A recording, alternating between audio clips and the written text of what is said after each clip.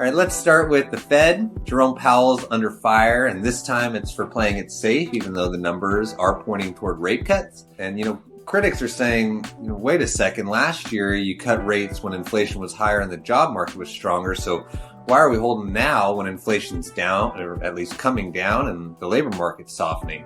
And his answer is basically that he's worried about future inflation from tariffs, but the thing is that tariffs typically cause more of a one-time price bump. It's not like ongoing inflation, and we haven't actually even seen that bump yet.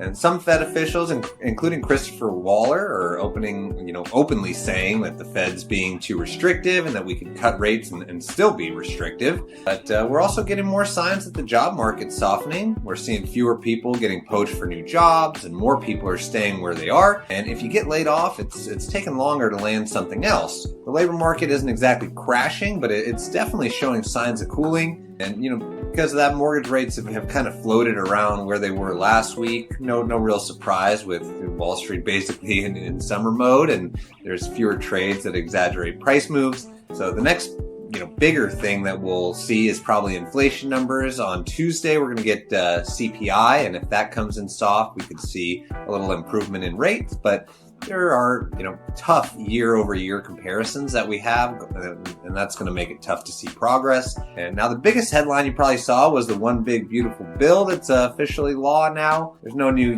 down payment assistance or first-time buyer credits in it, but it does bring some changes that could impact you or clients.